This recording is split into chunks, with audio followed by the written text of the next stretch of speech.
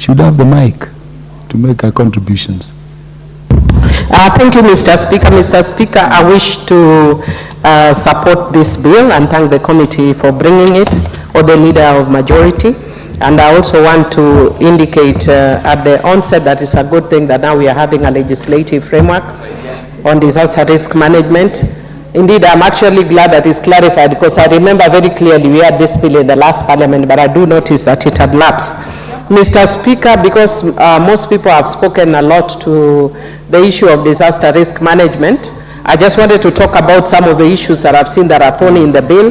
One of them, which I was actually intervening because I didn't know that I would have the time, is on the issue of definition of disaster, that because they have included the word local, it actually limits, because then a disaster can happen that is beyond local. But when you use the word local, it means it limits how we respond when you actually make disaster a local affair. And we have seen from experience, and even from what the majority leader had given, for example, of COVID. Do you classify COVID as a local issue, or is it a national issue? Then, Mr. Speaker, one of the other issues that I've actually picked that is of concern for me also is the definition of disaster risk management. And I'm encouraging the committee, even though our proposed amendments are already, that they should expand it to include having in place a permanent structure of disaster risk management at the county and national level, identifying and mapping disaster-prone or vulnerable areas, situations, or people as part of management, because we already know as a country which areas are very prone to flooding, for instance, but we always operate like it's a shock when it happens. And then issuing early warning of imminent disaster. Mr. Speaker, if you go even to BBC and other areas now, you actually see alerts that are issued all the time. And even if you look at today's nation, I think media, I don't know if it was Nation or what, that I was reading, the US is already giving an alert on a possible terrorist attack in Somalia. That is actually a preparation for disaster. Why don't we have things like that?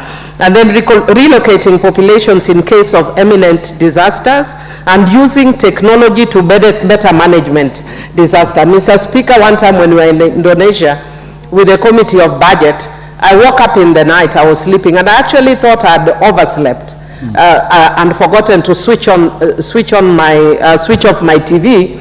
And Mr. Speaker, after a while I actually discovered that it was an automated system coming through the TV that was warning us that there has just been an earthquake of this magnitude, and we should go out and we should do XYZ, you know, for a focal point. And Mr. Speaker, by the time I was walking down, I think God gave me an amazing ability to sleep. I met people walking up. I had slept through the earthquake. And when I reached, I found people that were in centralized places. Should we have an earthquake in Kenya, I can tell you it will be shocking how we'd react, because we don't have those centralized places. In Indonesia, everybody knows there's an earthquake, every hotel has a centralized area. We should also have those automated systems even in our hotels, not just for earthquakes, but for other things. I'd want to say, for instance, my own county, Homa Bay, is an earthquake-prone area, but we have such things. I know Honorable Gladys will be doing something about it. She's just done her first year. But in terms of the law, those are the things that we need to be putting. Mr. Speaker, the other issue that is of concern to me is the issue of the definition again of emergency preparedness. And I'm encouraging the committee that what we need to add as part of emergency preparedness is having a policy in place for both the national and the county government, but also having in place a monitoring system for both the county and national government, having in place an early warning system, a continuous public education and awareness to the public on disaster risk response, including emergency numbers and centers, and having in place facilities and equipment for effective and quick response in case of disasters, including fire trucks, land, water, and air ambulatory services. Mr. Speaker, right now, if we were to have a disaster in Fangano Island, we'd actually have a challenge because we don't have a boat ambulatory system. I know we've raised it with our governor and she said she will bring it, but I'm not just saying it in relation to Homa Bay County. What about other areas that are, covered by water? If there's an emergency or a disaster, how do you respond quickly? And because now the systems that we have there are mainly private. And even for us to mobilize them, you might find the ferry is in Kisumu or wherever, and they are slow. If you are dealing with disasters, you need quick response. So for me, those are some of the issues that I would want. Again, in clause 4, one of the guiding principles should be protecting vulnerable groups, including women, children, persons with disabilities, and the elderly in cases of disasters. Because we have not mentioned them specifically, but disaster affects different groups differently. When you have women and children, when you have disasters, women will be prone to sexual abuse and all other kind of issues. How do we respond to women in disasters like that, where they no longer have any habitation or whatever? What about menstrual and gene and things like that when you have disasters? And then I'm also suggesting that we need to have the Minister for Gender because of that issue in the Management Authority. I know we are also trying to make it smaller, but even as we make it smaller, we need to have the Minister for Gender, who mercifully a lot of times also doubles up as the one in charge of the young person. But I know that now it's not the same, but it would be important.